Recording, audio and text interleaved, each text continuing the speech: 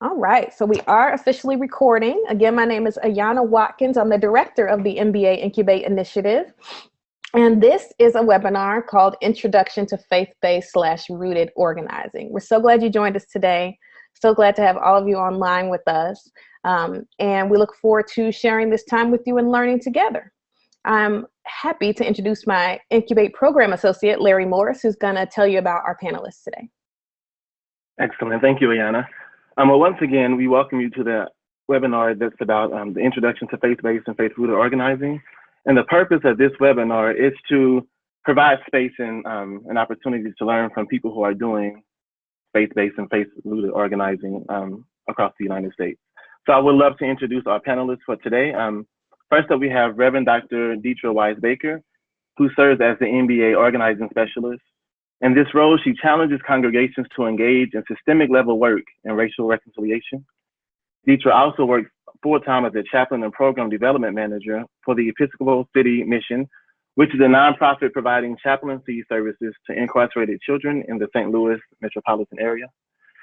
Currently, Deetra is also organizing the Break the Pipeline campaign, which is aiming to dismantle the school-to-prison pipeline in Missouri. In August of 2014, she became the Clergy Caucus co-leader of the Gamaliel Network Metropolitan Congregations United, which is an organization that resources clergy and congregations in the early stages of the Ferguson movement. So we're looking forward to hearing what Deetra has to share with us today. We also have Reverend Shonda Jah. She's the Executive Director of the Oakland Peace Center. She also serves as an MBA Incubate affiliate ministry and Explore site host. Shonda comes from a background in community organizing and political engagement, including recently serving as the Director of Interfaith Programs at the East Bay Housing Organization, and currently serving on the board of East Bay Alliance for Sustainable Economy and on the steering committee of the Faith Alliance for a Moral Economy. She's an anti-racism trainer for the Christian Church Disciples of Christ and a regular public speaker across the country on issues on race and social justice. So we look forward to hearing what you have to share for us today, and I'll turn it down over to Deetra.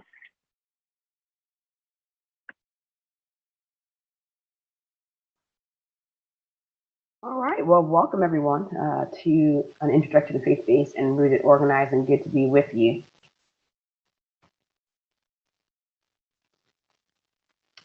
I am trying to get the slides to move. So Ayana will work on that.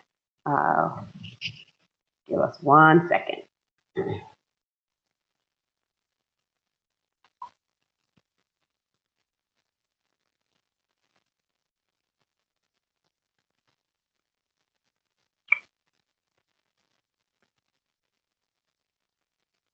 All right, let's talk about objectives of our time today. The first one is going to be, really want to, it's hard because you guys can't hear me.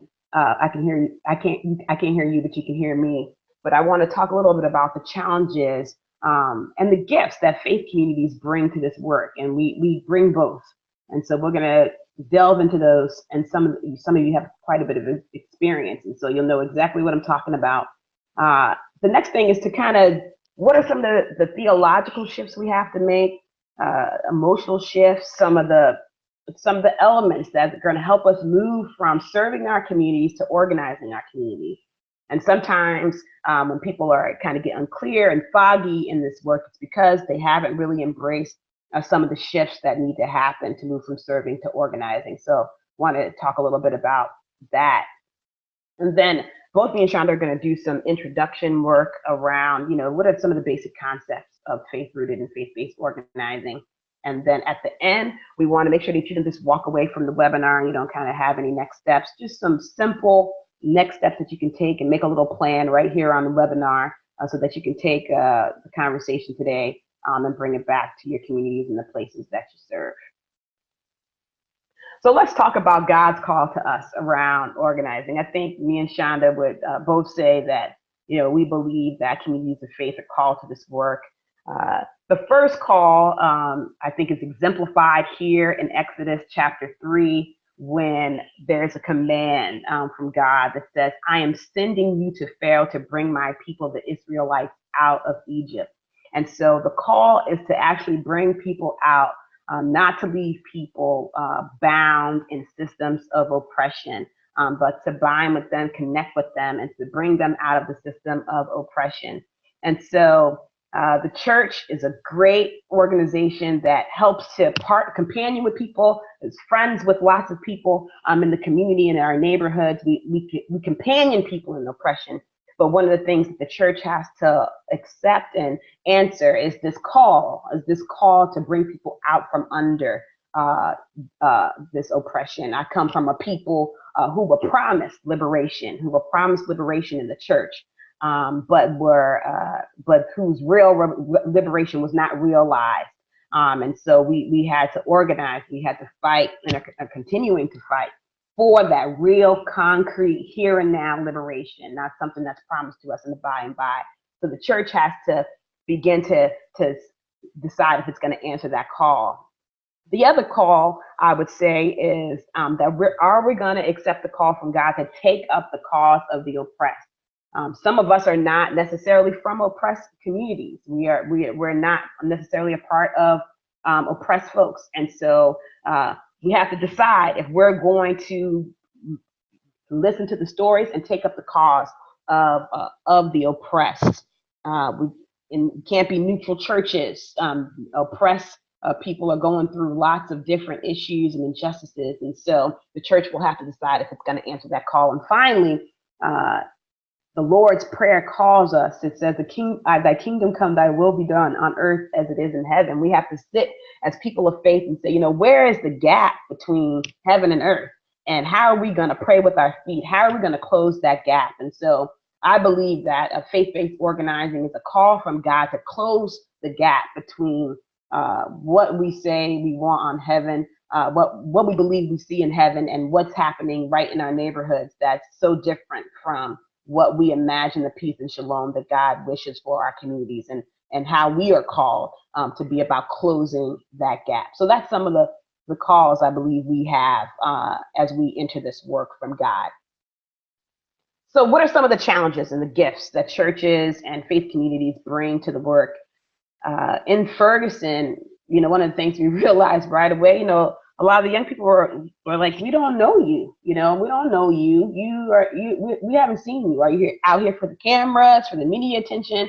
Why are you here? Because we don't know you. And so churches have a lot of work to do around street credibility, around making sure that they are connected to communities. We know we have a lot of churches that are commuter.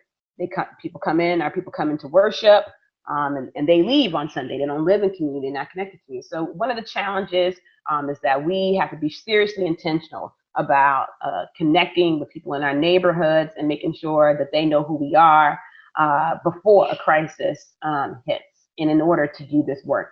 The second challenge is that many of our churches are doing service work. We're doing feeding ministry, we're doing prison ministries. We have community-based programs that are hosted out of our churches. But we can quickly tell that the needs are unending. And I know that's why some of you are on the call today, because you're like, okay, we're meeting a lot of needs, but I'm not seeing things like change. We're not having the impact that we want to have in the community. And so you're realizing there's something missing. And we're going to talk about a little bit more about what that something missing is. But one of those challenges is that there's needs that we're never going to be able to meet. We don't have the capacity or the resources to meet. And finally, one challenge is, there's a lot of issues out there. And so how do you pick which one? And I know some faith communities go through these seasons where they're doing a lot of things, and then they just stop because they're just overwhelmed with the number of issues, the complexity of the issues.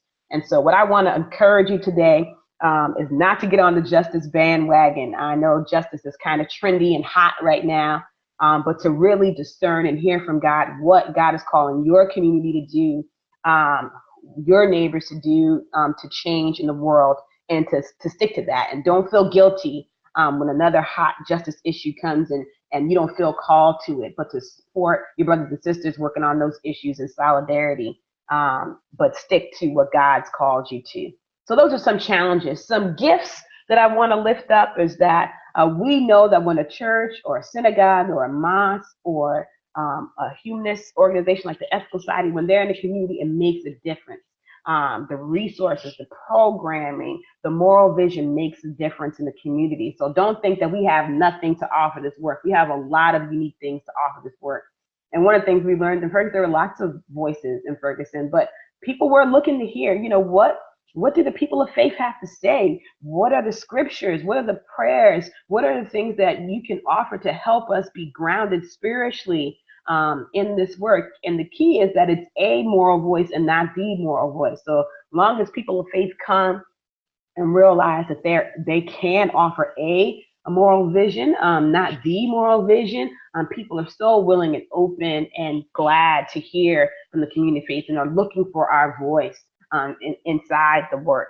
And finally, we want to make sure that. And finally, we want to make sure. I can't see the bottom one, Ayan. I don't know why. But finally, we want to make sure that we hear God's call to stand in the gap for those that can't stand themselves. And so, one of the final gifts that the church has is to do that. So let's talk about moving from service to systems really quick. I already talked about this a little bit. Hearing God's call for historical liberation, but one of them is to understand that the church's call is related to exactly where the church is. And so sometimes you're looking for these big national campaigns to come in and give you some justice work to do, when what you've been called to do is right in the relationships that you have with your neighbors. And so don't look for out there, look for what's happening in around your streets and in the blocks and in the community. You don't have to go out and find some big national campaign to do your justice work. Part of the call that God has for you is where you are physically located. And so think about what's happening right in your community. One of the things that you have to do to move from service to system is to employ a racial equity lens. And this is important because you can serve people food, and this is important ministry, serve people food, visiting people in prison. You never have to address, however, the racial issues and the racial dynamics and histories when you're doing service work. You can do service work without addressing those issues. But when you start doing systemic level work and work that's going to change policy and how communities are organized, you're going to come up against issues of racial equity. And so you got to be ready to deal with that and ready to have those difficult conversations about what has happened. In St. Louis, you can't do any work around housing and not talk about redlining and the impact that that's having on even our school system and its funding even today. And so that's what I mean by looking at the racial histories, the racial inequity that's present in the community. You have to do that when you move from service to system. One of the other things, and I think this is even changing around services, is that you have to make sure that the people that are most affected by the work are at the center of the work. There's a group of folks in our community organization called Expo. They're ex-offenders that are doing organizing work. And let me tell you, these brothers and sisters, they're powerful. There's nothing like a sense of urgency from these brothers and sisters who are creating reforms in mass incarceration around a system, in this case, a prison that they were actually held in. And they are organizing a campaign to change some policies in that actual jail that they were held in. And so that's a really powerful campaign. And it is that because the people who are most affected are at the center. And so that's really important as you move from service to systems. There's a tendency in justice work for people to respond to crisis situations. And we're glad and happy that people, say, oh my God, this is horrible. We need to protest. We need to do something. We need to make our voices known. That's critical.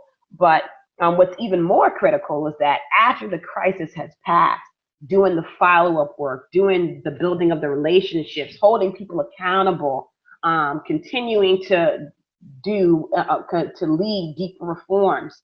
That is important. And so we have to move from kind of that crisis mode to long-term solutions. And that's a transition that we have to make. And finally, the last two is that it does require money, and it does require long-term investment of our time, our talent, and our treasure. In crisis mode, you give a donation online or you show up for one event and it's over with.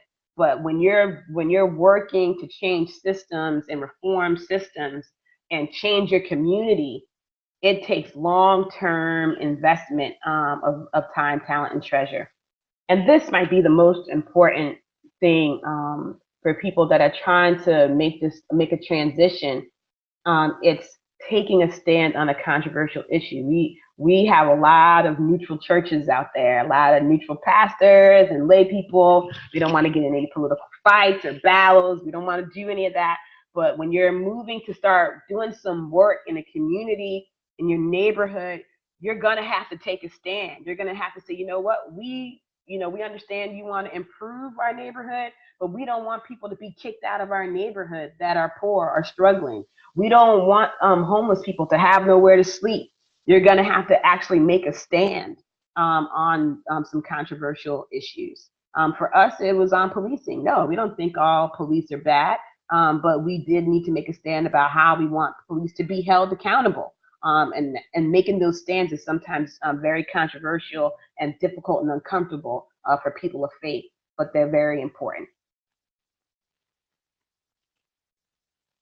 So we're going to go, I think we're going to take a minute for some questions from you all. Stop there for a second. And I think the question is, Ayanna, if you can go to that next slide for us. What key shift do you or your organization need to make? What is the biggest challenge and gift to organizing as you think about your own churches? Is the challenge that you realize you guys are not connected to the community as much as you need to be, and you need to kind of develop an intentional plan about that. Is one of the shifts that you may have to make is that you realize that you don't have, like one of the here locally is we realize there's not a lot of people that are actually affected by the issues centered in our work. And so we know that our next phase of organizing is really to build a grassroots movement. What are the challenges and questions that you're facing out in the communities and neighborhoods? So we want to take a moment and hear from you.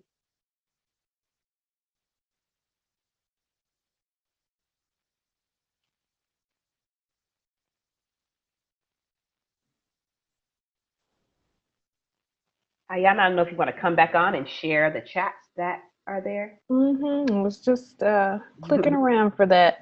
So happy to see some of you are putting questions in. I see a question from Orlando.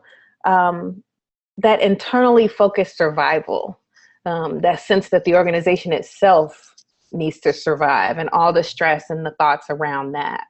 I think that's a great topic because I can't imagine that Brother Orlando was the only one thinking about or dealing with that. You want to say something to that, Deetra? Absolutely. I mean, one of the struggles that our church had is, we actually, after the Ferguson protests, our leaders, we were exhausted. We had to shut down for like 6 months. I mean, literally, we stopped having worship and everything because we were exhausted from, committing that amount of energy. I think that's really important why you have to pick and discern what is the one or two things that God is calling us to that is native to our congregation, that's native to the community that's surrounding us, and that we build a sustained long-term relationship at the capacity that we can. The other thing is that you don't do this by yourself. You do this with so many partners. There's so many people out there that are doing this work. And so depending on your church's capacity and commitment level, you can say, okay, this is the issue or two that we're going to be focusing on. And this is our capacity. This is going to be what our contribution is going to be to this work. And you build a good network of relationships so that it's not all on you. You're not the only one carrying it. Here in St. Louis, we're not the only ones doing school to prison pipeline work. There's about 8 organizations that are doing school to prison pipeline work. And we each have a niche. We're working on suspension. Someone else is working on litigation. Someone else is working on juvenile litigation. And so there you got a partner to make sure that you stay within your capacity and you don't dry up all the church's resources. Excellent. It's all about staying in your lane, as we often say, picking a lane and then getting in it. We do have a couple other questions. One said, the hardest issue I find, honestly, is explaining community organizing in a short, sweet, single sentence. Shonda or Dietrich, you have a sentence? This is from Evan Taylor. Shonda's off, but I'm going to share my definition in a minute. But to me, it's faith-based organizations or communities taking steps to change the world, change their neighborhood, change their community, taking some real steps. But I'll share my more robust definition in a minute. Indeed, we have that slide coming up. And finally, we just have a comment here from Erica Williams, who runs a nonprofit called A Red Circle, who's working on some of these issues. And they said they'd love to partner with a progressive church for space and planning. And that's important because there are sometimes ways that churches don't know how to get in. They want to be helpful, but they're not sure. And one of the most simple ways or front forward ways you can do is offer your space, open your doors. I remember we did that when I was pastoring years ago. The tenants of a housing project were needing to get together to discuss issues and evictions that were coming up. And we offered our church's space for them to meet. We didn't have a lot of background or history or know what to do, but we had space. And absolutely. So hopefully, I know, Erica, you may not be where you are, but start putting, you may not be where some of the folks on this call are, but start putting out those feelers to churches and see what you can get, because absolutely there are disciple churches interested in opening their doors for this kind of thing.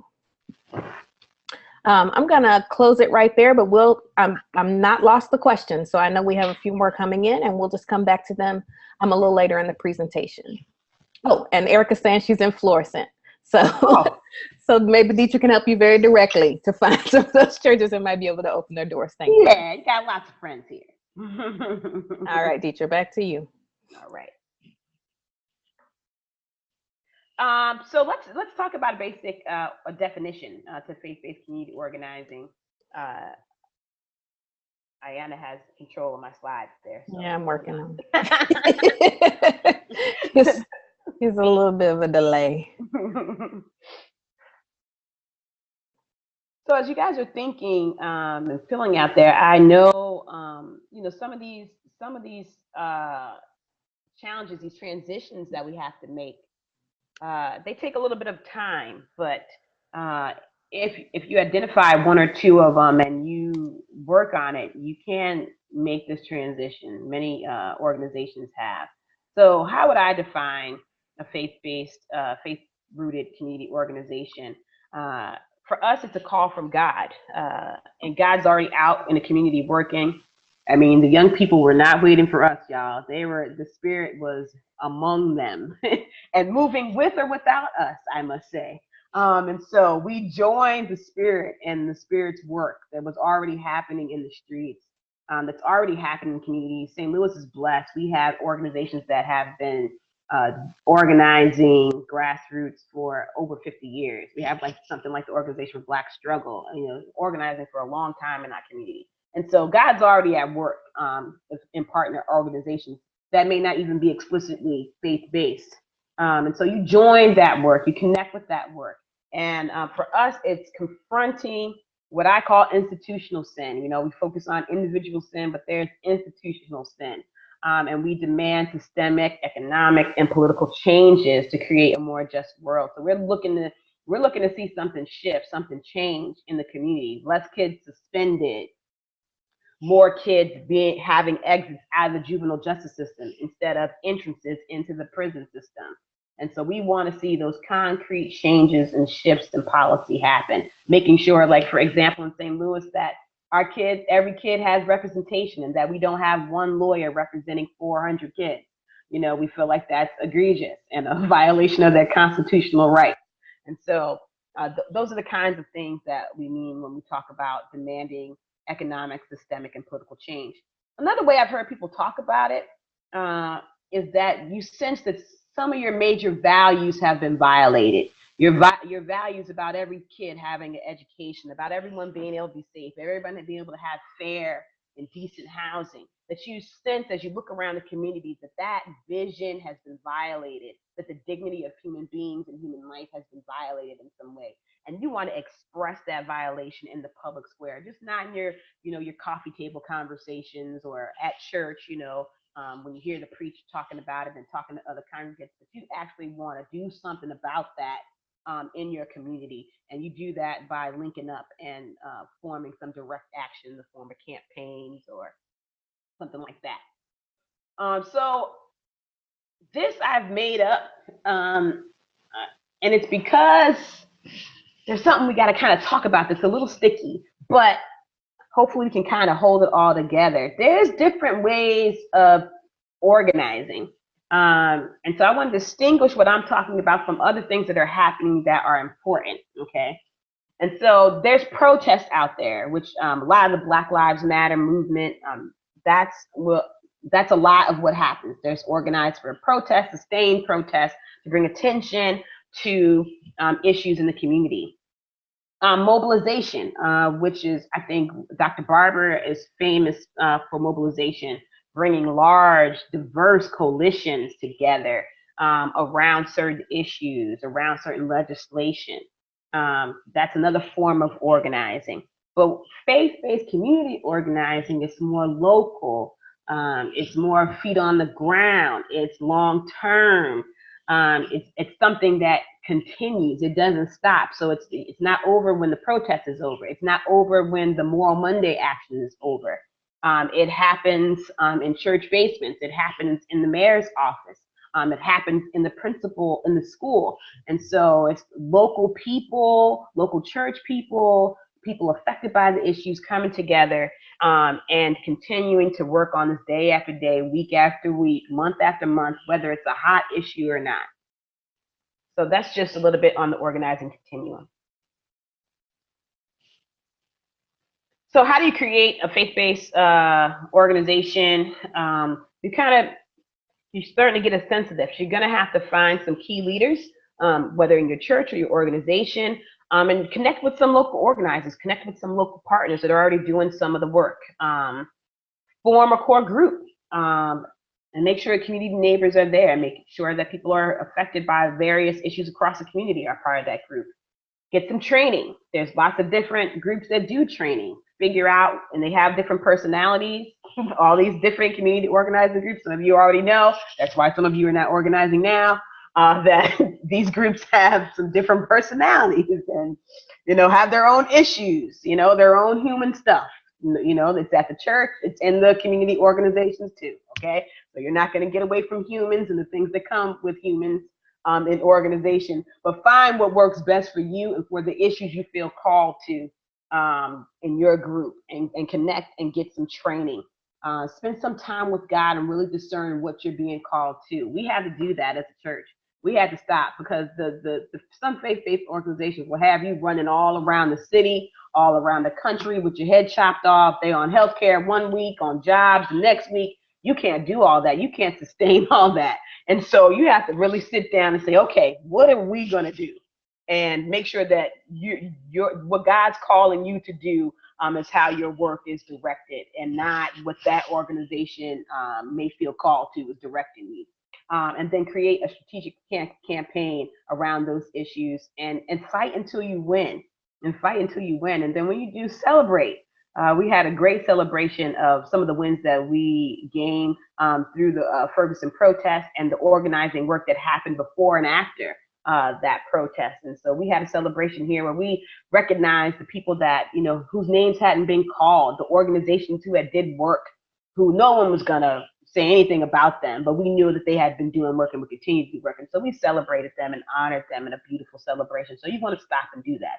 And then it's time to pick up and do the next thing. What are the campaign types? There's so many, but let me give out a couple. You probably heard of legislation. A lot of legislation is a way to do some organizing work. Accountability, like civilian oversight boards with police, local, state, and national. A big one was the Voter Rights Act. That was a big national campaign that lots of local communities were getting involved in, doing calls and signatures. A system focus is like what we're doing here, School to Prison Pipeline, working on policing issues, along with education issues, and with juvenile justice issues all at the same time. So I have a little slide on here so you can see what that kind of looks like.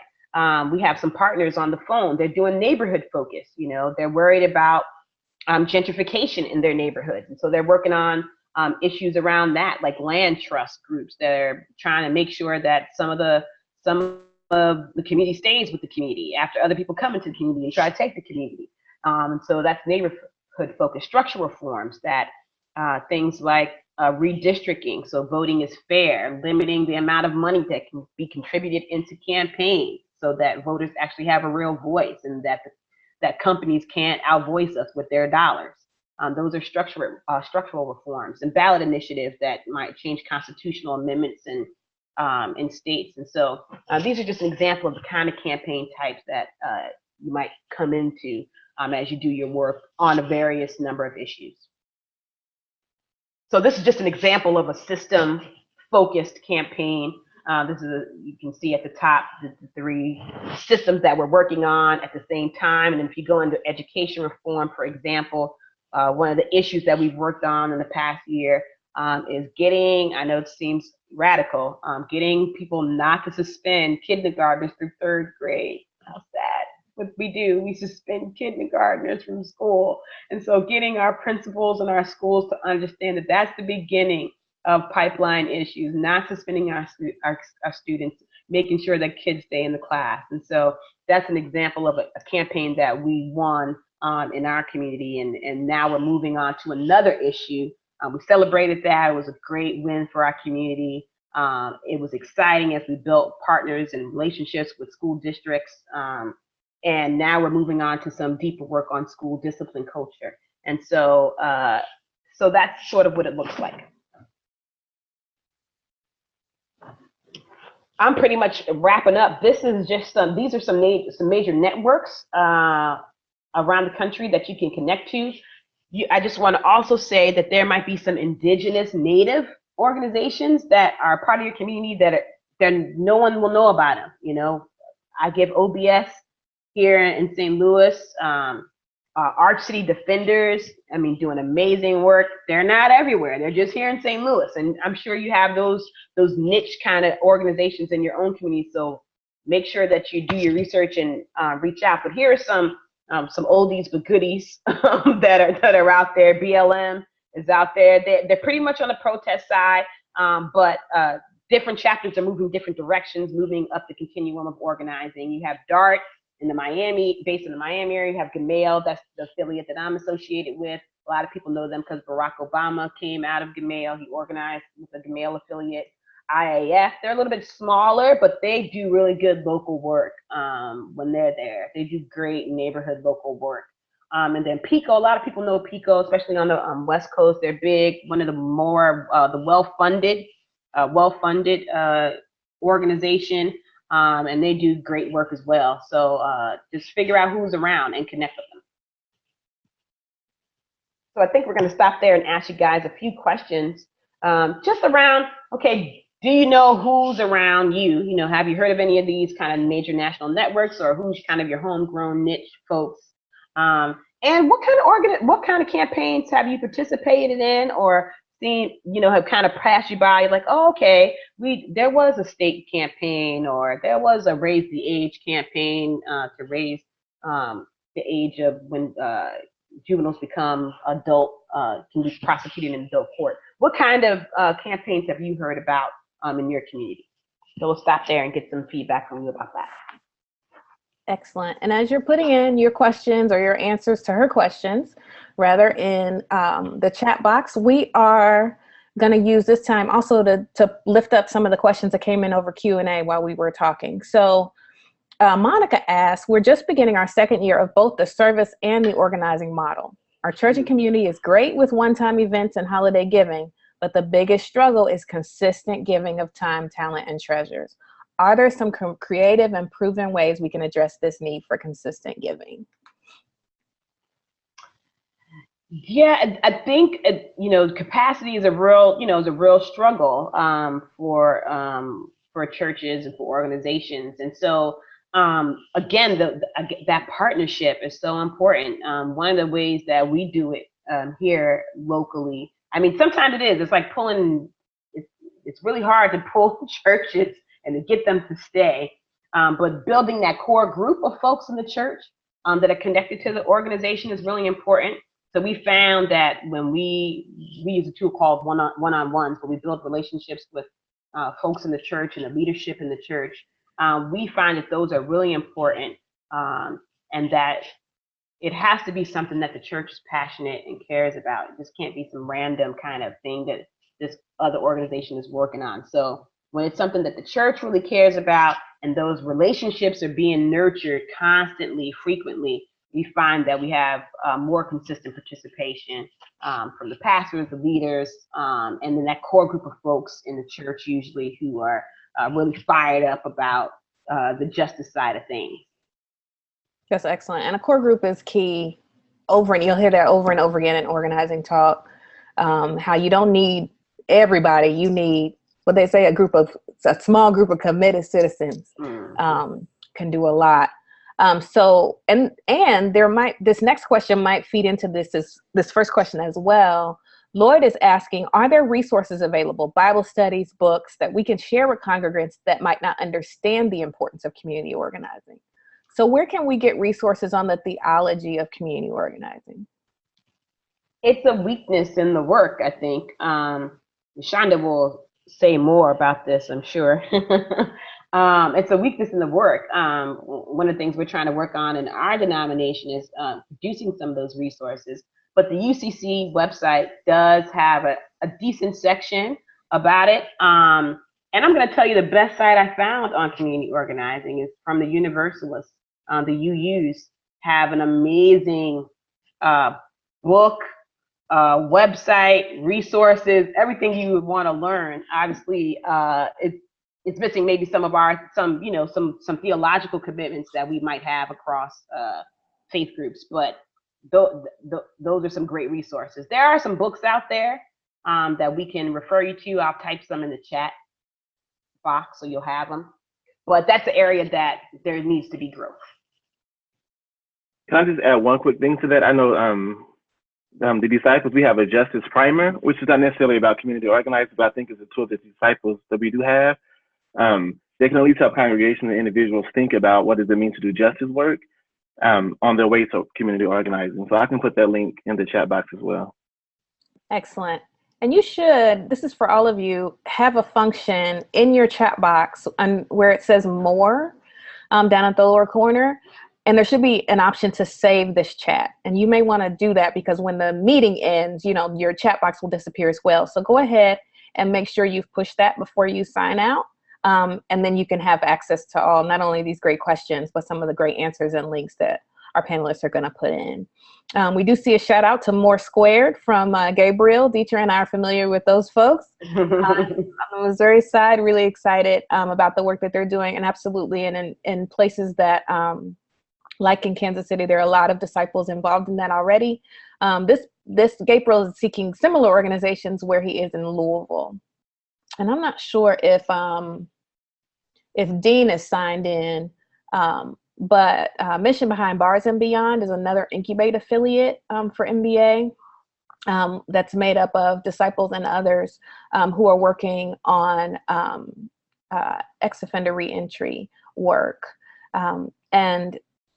And he's very tied into the community. Dean may also have input that we can share later about where you can plug in Louisville. April Johnson pointed out that their PICO affiliate won a campaign at the ballot box to prevent the increase of prison beds in their new county jail facility in Indianapolis. So again, we're talking about wins here, and we're talking about joining movements and motions that's already happening. A good way to use your resources so that you're not starting from scratch. We have a good question here from Orlando. What ways, and you may want to answer this as you go forward in your presentation, but what ways of self-care did you all practice as a core team while doing community work? I'll let you start, Dieter, but I can fill in there as well. And I want to touch on a question from Casey because it'll move us to our next section. Is there a reason we're saying faith-based and faith-rooted? Just trying to include both terms, or is there a difference between them that it would be helpful to acknowledge? So great question, Casey, and a good lead into our next set of slides. So I'm going to actually pause here, turn it back over to our speakers, and any questions we didn't get to or comments, we will share them at the next break.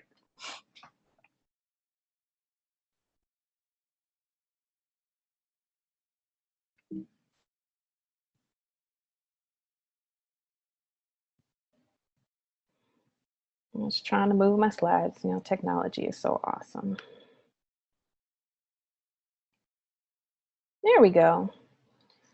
Shonda, are you ready to pick up here? Yeah, it's like Casey was setting us up for the next portion of the presentation. Thanks. She's very wise.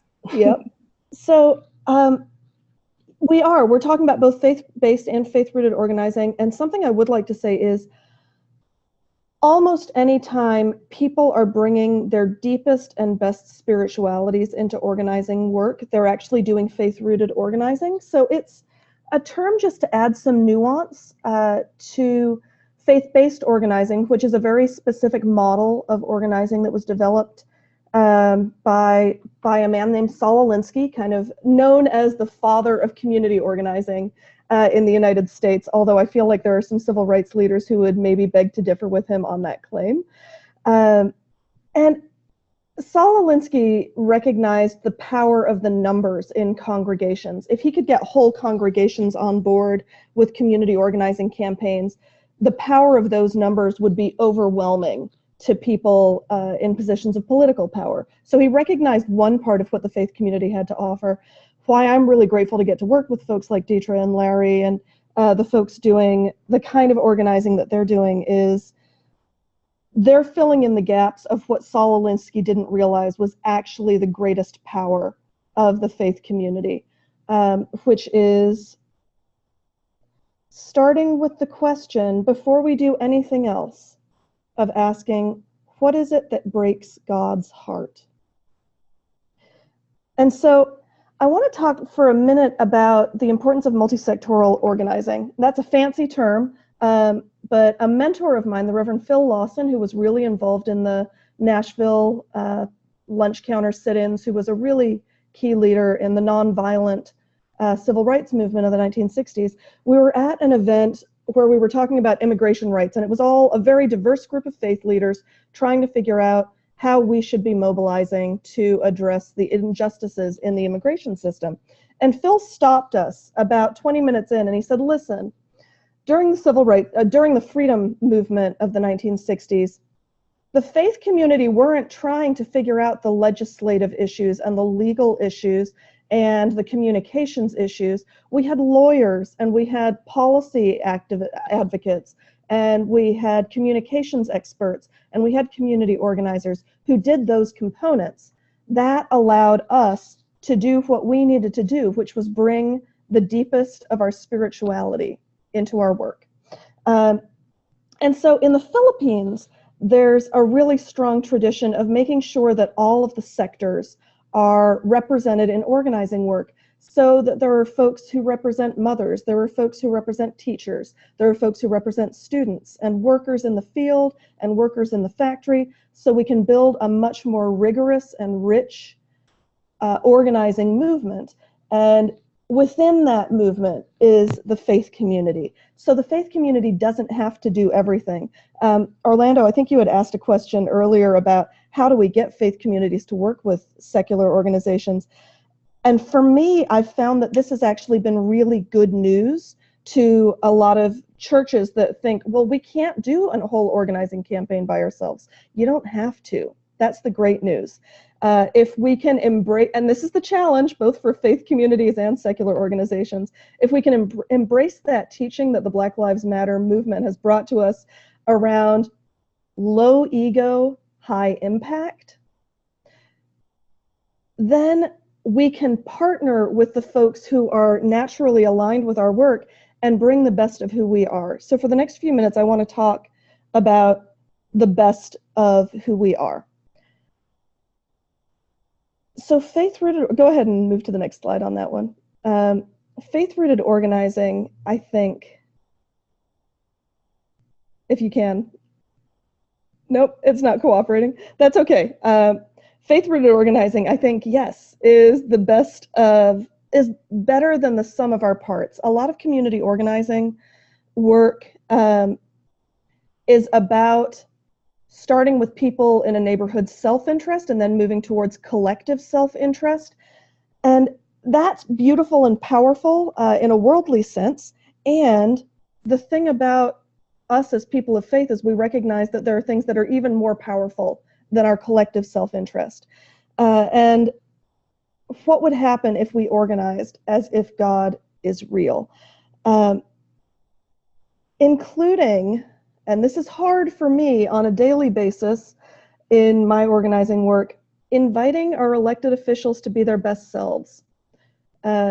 Actually recognizing them potentially as brothers and sisters in this work who we are inviting to be about God's work of building the beloved community. So faith-rooted organizing, like I said, happens in the best of faith-based organizing already. It's completely guided and shaped by faith. It's designed to enable people of faith to contribute our unique gifts to the broader movement for justice, remembering again that we're not trying to do all of it. This is the particular thing we're bringing into the work. And towards that end, I think sometimes we take the lead of secular organizing models where we're showing up and we're demanding that people listen to us, and we're showing them that we've got the numbers, and all of that matters. But what happens when we show up and we pray? What happens when we show up and live out the way we understand God working in the world in different ways? And I want to talk about that a little bit more in depth. So in any organizing work, all of these components are true. That you have to set goals, you have to bring a particular analysis, you have to bring strategies, you have to have a recruitment approach, you have to develop leaders, and you have to figure out how to sustain those leaders because as Dietrich said, this is a long-term approach. This isn't just about fixing in small, immediate crises.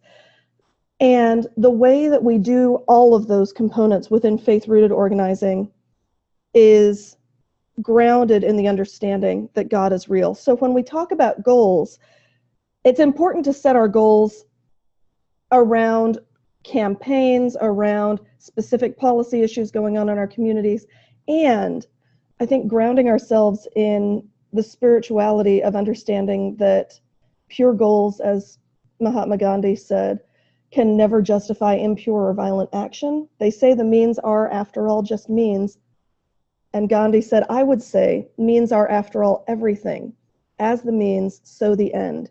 If we take care of the means, we are bound to reach the end sooner or later. So as we're setting our goals, if we're doing faith-rooted organizing, we're not just focusing on the win. We're focusing on who we will be as we pursue the win. And I think that that matters because it's important for us to be motivated by rage at injustice, but we need to be sustained by more. I think about a campaign that I worked on here to get good jobs for local folks, including people with incarceration records. And we had this very complex coalition of labor unions, of community organizations, of faith communities, trying to get a win, the biggest win as far as a jobs campaign in the city's history. And the campaign nearly unraveled because the private developer approached the labor unions and said, we can work with you and get you your part. We don't need to work with the rest of the organizations who are representing poor folks who aren't in unions and folks who have criminal backgrounds and all of the other folks who made up that coalition. And the coalition nearly broke apart because the unions were about to get everything they wanted.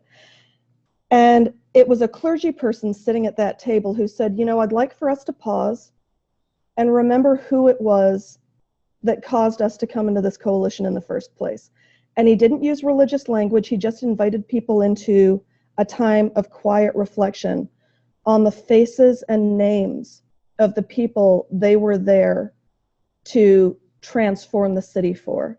And it held the coalition together. So when I say our goals include who we will be as we work towards our goals, it's strategically important, but it's also important to the well-being of our soul as we do this work.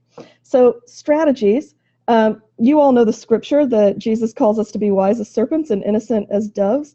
And the tools that you'll see listed here are really necessary and simultaneously, and are a part of any good organizing campaign. And as Audre Lorde has said on, and has been quoted on many occasions saying, the master's tools will never dismantle the master's house. So while we look at the serpent power, the wise strategy that we need to use when we organize, let's also look at what it means to be as innocent as doves.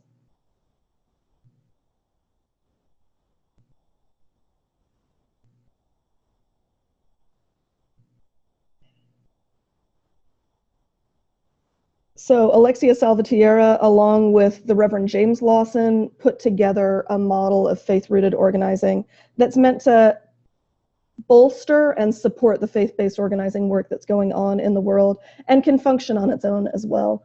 And using our dove power means honoring the reality of God in each of us and the transforming work of the Holy Spirit.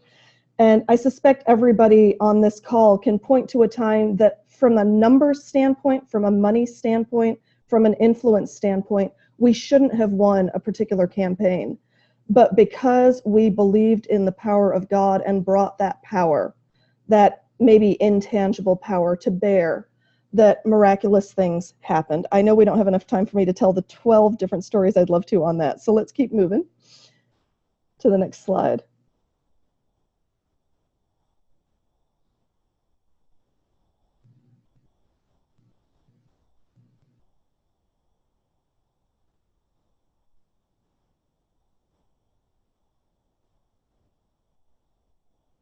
So as I've mentioned before, a really important part of practicing faith-rooted organizing is in contrast with Alinskys Model. And I think this is something that people of faith have been resisting and reforming within faith-based organizing for a number of years now, is Alinsky was a secular atheist who recognized the power of numbers in faith communities, but not necessarily the spiritual power. And so his quote about choosing the target, isolating it, freezing it, and personalize and polarize it. We're actually engaged in work that will not diminish our power by demonizing any individuals or any human beings. I think Dietra really illustrated that well when she said, we're not about demonizing individual police officers per se. This isn't about every police officer being bad. This is about a system that desperately needs to be reformed for the well-being of God's children who are being killed in the streets for no reason. So dove power is where we can bring the best of who we are to existing organizing work. Pastoral support, I think we underestimate what it means to be people of faith showing up in organizing work. And so since we don't have a lot of time left, go ahead and skip to that last slide if you're willing to. I think that when some of the people on this call, you've been doing work with low-wage workers, you've been doing work with, no, this is perfect. You've been doing work with low-wage workers, you've been doing work around racial justice, you've been doing work against gentrification. If we're showing up with folks who have great organizing skills who aren't from the faith community, like labor unions, for example, what it means for us to show up and just pray with the workers and honor their dignity, it has broken my heart a little bit and also moved me profoundly to realize that when we show up as people of faith, God shows up.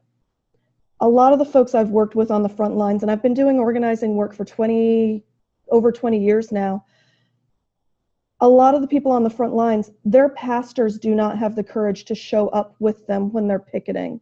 Their priests or their rabbis or their imams do not have the courage to stand with God's beloved children when God's beloved children are under threat. When we show up, God shows up.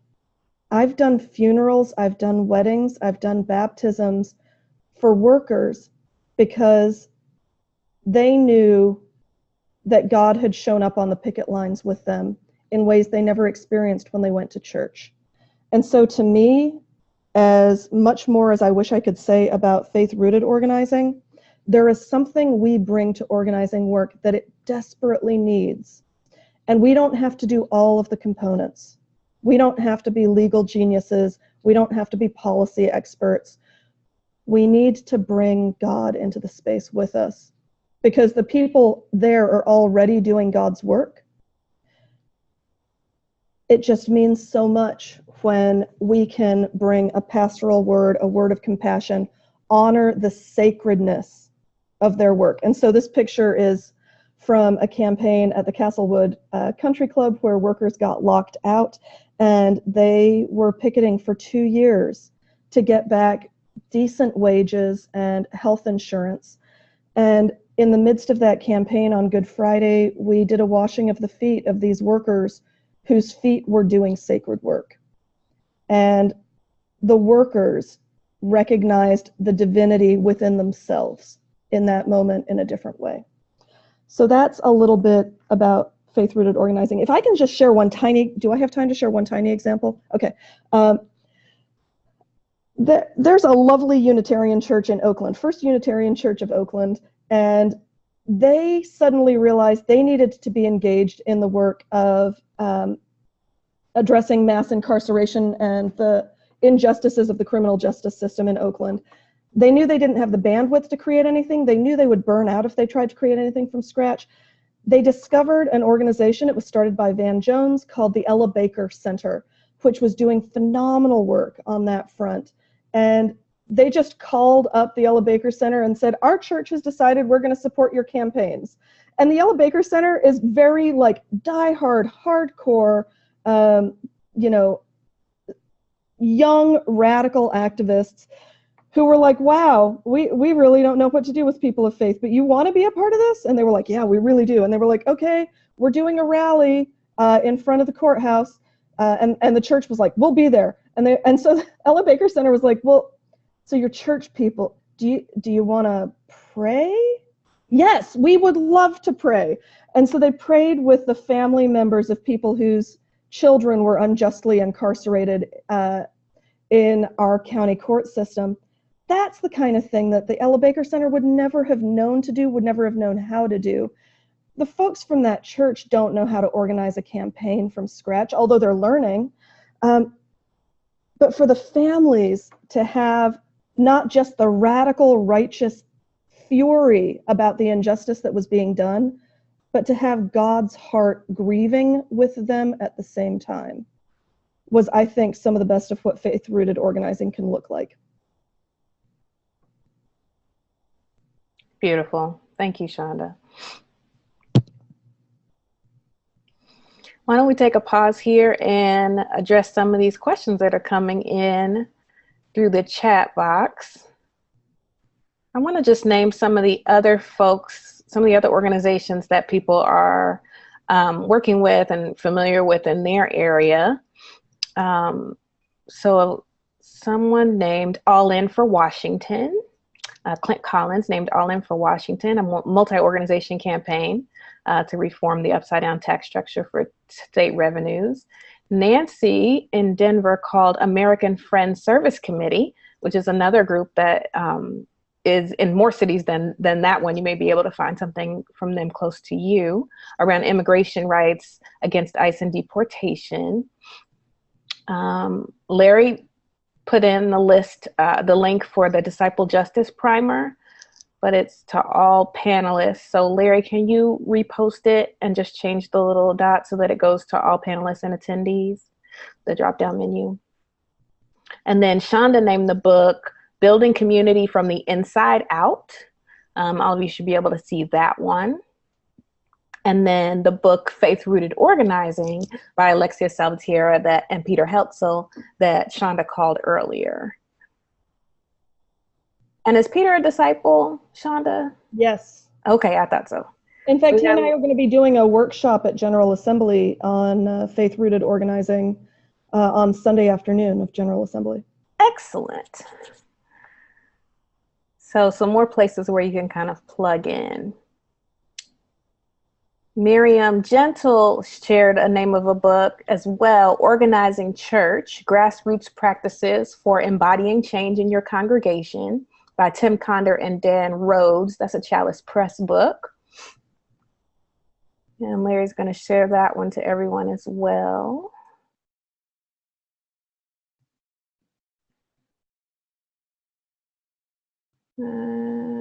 Someone else named FaithRooted Organizing. So yeah, I think we're coming along. And I see Erica shared the link to a red circle, so thank you for that, Erica. Excellent. I think we're ready to move on to action steps, Deetra. If I can get the slides to cooperate with me. There we go.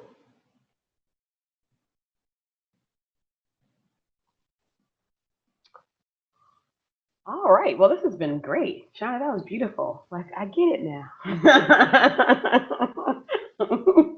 Yeah, everybody should know, I was saying to Deetra and Ayanna and Larry, like, you all already do faith-rooted organizing, because anytime we come across these models that don't honor the power of God, we're fixing them as we go along. So, yeah.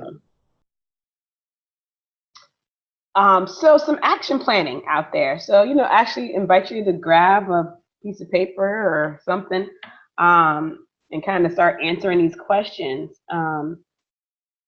So the first thing I think is to really prayerfully discern with God your own capacity and commitment level and together with your organization.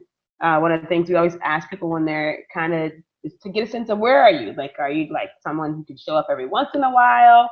Are you someone who wants to be like a core member? Like you can be at regular meetings, you can be a regular part, or, do you feel like God's calling you to lead something, lead something, drive something, build something?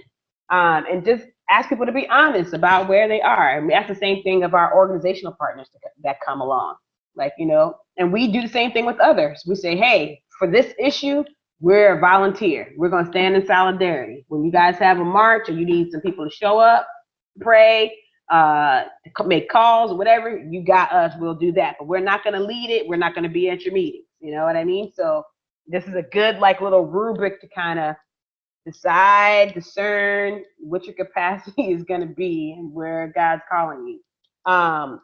Identify a major network in your go be curious in your community. Take some people with you. Don't go by yourself. We can't do this work by ourselves. So even go into a meeting and just go take a couple of people, go search it out. Who's doing what? Ask around.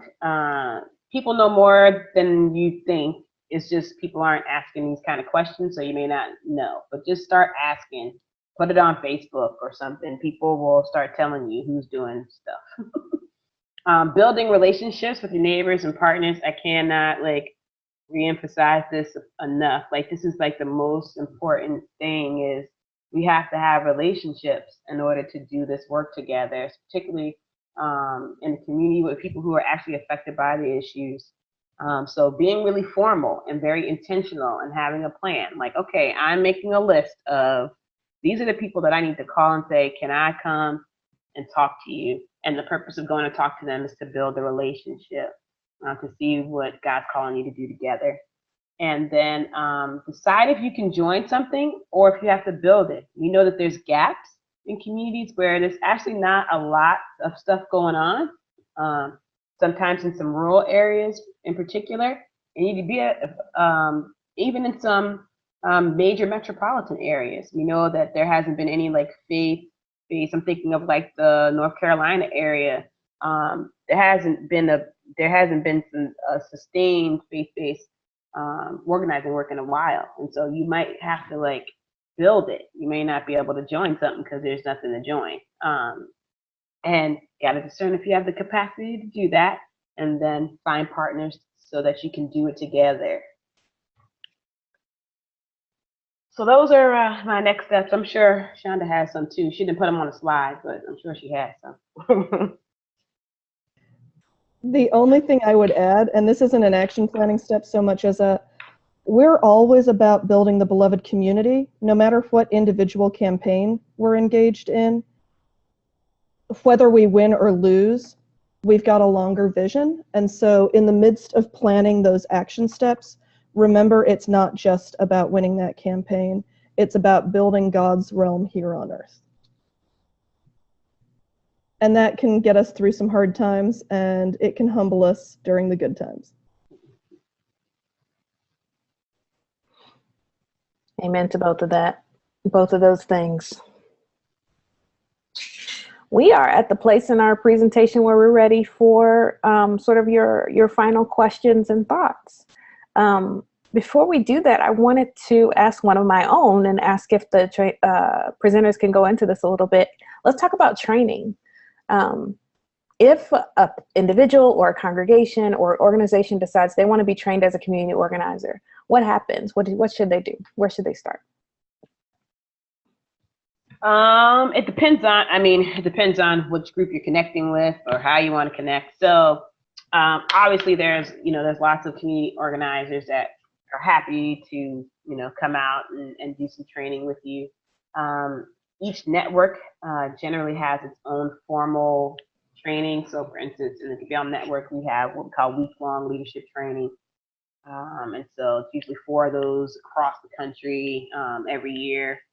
And we invite members in our affiliates to, and the leaders and core groups to go to that week-long training and make that investment in what they're trying to build together. So yeah, I would second that. Gamaliel and PICO and IAF all have phenomenal organizer training programs. Anytime Alexia Salvatierra is speaking anywhere, it's a religious experience. So y'all should definitely catch her anytime she offers a training. And I know Reconciliation's trying to build out our capacity to provide faith-rooted organizing training. And again, as a complement to faith-based organizing work. So I know April Johnson's on the call, so keep an eye out for that in the future. And certainly, I think Deetra and I have both offered, I've certainly done a number of day and a half trainings, because what you got in 15 minutes actually takes a couple of days to get through. So I think that those are options that are available to folks as well. Thank you both for that. Erica asked for the panelists' contact information. So if it's okay with Deetra and Shonda, I will include contact information for them in the follow-up email that comes behind this webinar. Absolutely. Excellent.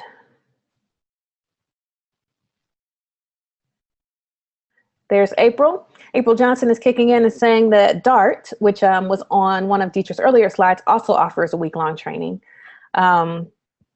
That Shonda is a core organizer trainer for Reconciliation, and that Alexia and Peter are strong conversation partners for training. So some wonderful resources here. I would say to those of you who are looking for that training to stay close to Reconciliation, stay close to Shonda and Deetra. And like they said, the larger networks affiliates have trainings at the local level, and they have the trainings listed on their website even now that you can kind of tap into. I know in Memphis, Gamaliel is organizing a training nearby for those in this area that I think is going to end up somewhere around Carbondale in Illinois. That's a one-day training. So you never know what kind of is popping up unless you do what Deetra was talking about, which is get out there, go to meetings, put the question out there on Facebook, ask people what's going on. They will tell you because people are always looking for more hands and help. And we know that with our hearts, in our faith, that we can add something unique and beautiful to the conversation. Any other questions from you all? Anything we didn't get to? I'm paging back through the chat even now to see if there's something I missed. There's Shonda again saying, prepare for it to be human and messy and divine. And that is real. Please don't run from the church into organizing thinking you're going to be at a different party. It's the same party, different food. So, as long as people are involved, there are going to be ups and downs. But I think if we do what we've been advised to do today, which is really discern with God, what we are called to do, what issues we are called to tackle, what work we are called to engage. And that if we go faithfully to our neighbors, saying, how can we stand with you and be with you and fight for you, we'll be in our very best places. April Johnson asked for the UUA link, I think. Yeah, I just can't get to my internet while this is going on. That's why I didn't post it. Okay. No, but we'll just... But the UCC Justice site, it has it listed on theirs too. So I don't know if Larry, Yana, I don't know if you have more capability than me at this moment. But in the follow-up email, we can put it in there too. Absolutely. Why don't we plan to do that? Excellent. Just going back through. Larry found it, and it's simple, ucc.org/justice. So you can find that there. Well, wonderful. I know a few folks have had to step out and drop off the call, but we're excited for those of you who are still with us, that you were here with us today. We want to thank our panelists for their contributions to this conversation, and we look forward to this conversation going on. Like I said, there'll be a follow-up email, and hopefully we can continue to grow in knowledge together. We're going to put the link for this webinar eventually on our website at MBA. It'll be mbacares.org/incubate, and you'll be able to find it in the Social Enterprise Resource Bank. We did have one more question that came in. Here we are. This is from Sheila. She says, I'm joining late, but wanted to know, how do we challenge our congregations that want to be involved but are not culturally aware to do this kind of work in the neighborhoods in which they sit? Deetra, Shonda, one of you want to touch that? I mean, I think the first thing is there has to be a robust commitment by the church to want to build these relationships. And that's sometimes a challenge. You know, sometimes the congregation says it wants to be involved in the community and do stuff in the community and, you know, overcome that barrier, but not really wanting to do, you know, go through the painstaking, you know, issues that are going to come up from doing that. And so you kind of have to be direct and have a conversation with the pastor and the leadership. Do you guys really want to build these relationships? Here are some avenues to build the relationship. Here's some meeting. Here's some other people we can meet. Here's some other congregations that are part of our same network that we can build relationships with, that can help us kind of get over this gap, and then kind of get out there, you know, go around the neighborhood and introduce yourself to people, you know, knock on the doors, have an event that's specifically designed to reach partners in the community. People are in the community are generally pretty friendly. If the church comes out, you know, they're going to be surprised that you're out there, and you'll meet people. I was shocked one time when we did a carnival and we had some prayer stations, and I said, no one's going to come to these prayer stations. Those prayer stations were filled the whole time. We were at the community. People were coming from everywhere to pray at those prayer stations. So, I mean, just some of it is us getting over us thinking we don't have anything to offer and that the community doesn't want it. They do. They just want to make sure we're genuine, and we just got to get over that little awkwardness and put ourselves out there. I think that's so true. And, you know, the journey, so for some of you know, the Oakland Peace Center was born out of the First Christian Church of Oakland, and everybody was from Oakland, but had kind of lost touch with what was going on in the neighborhood these days. I mean, everybody still lived in Oakland, but we're not necessarily community organizer type folks. I learned a really great lesson from my mentor, Greg Turk, when he was at All People's Christian Church and Community Center, when he said, you know, I focus on the ministry of hanging out. So when he showed up in LA, He knew he wanted to be involved in gang intervention work. And so he showed up at the places already doing gang intervention work and said, what do you need? What can I do? And sometimes that was washing dishes at an event they were doing. Sometimes it was really humble work, but it meant he was in those spaces and learning. So at First Christian Church of Oakland, when I figured out they really cared about the violence in the community, I said, okay, so it's time for us to do what Greg did. We started getting to, we showed up where folks were doing that work, Urban Peace Movement, Ella Baker Center, the list goes on. And we showed up as individuals and said, what can we do to help out? And in the process of just showing up, we learned the landscape in a different way. And we heard people's personal stories. You know, we hosted the Silence the Violence banquet, and that was a huge turning point for us because all we were to them was a free space to have a big event. But as our members volunteered around that space, we heard the firsthand testimonials of people who had lost brothers and sisters and children in the streets in Oakland. And that's when the urgency of the Oakland Peace Center became a real thing for the members of the church, because the issues had become a real human thing. So I think showing up, doing the ministry of hanging out, like Deetra's talking about, and showing up in that kind of how can we be of service way sometimes opens the doors for, I continue to learn things on a daily basis when I'm just showing up and saying, how can I help? And I can testify to the power of that first awkward step. Sometimes you just gotta make that first awkward step and show up at a meeting where you don't know anybody and just say, I'm here, I live down the street, or I'm here, I pastor the church around the corner, and I just wanted to meet you. I just wanted to say, hey. And like they're saying, people are generally like, oh, okay, you know, well, I'm happy to meet you. And you can start a conversation that way, but it's just getting past that first awkward step.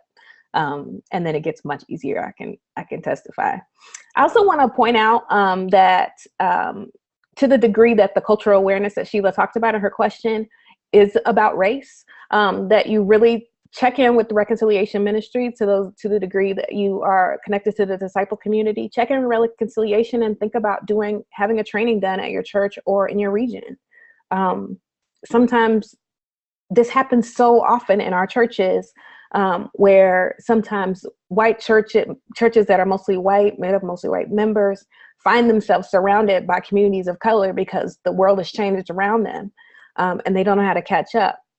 The same thing has happened with historically African-American congregations who suddenly look up and the whole community is Korean or Latino. And so it's important to just check in, see where you are, and then check in with reconciliation and see if an anti-racism training would do you well. It may be that you need new language, you need new tools, you need new insight in order to tackle the new relationships that you want to build. So I want to lift that up as well. Well, why don't we go ahead and call it an afternoon for today. Thank you so much, everybody, for coming out and joining us. We're so happy you were here. Again, if you want to save these links you're getting in the chat box, go ahead and click that more button and say save the chat. You'll be able to find it on your own computer's desktop, or in your Finder box if you have a Mac. And you'll get a lot of the stuff we've been talking about today. You'll see in the follow-up emails, including the slides for this presentation. So you'll have access to all of that. So thank you, everybody, for coming. And we are saying you're welcome to all of you who are saying thanks in the chat box even now. We appreciate it. If you want to sign out, you just go on down to the bottom corner of your screen and click leave this meeting, and you'll be able to sign out that way. Thanks so much, and thanks to our panelists.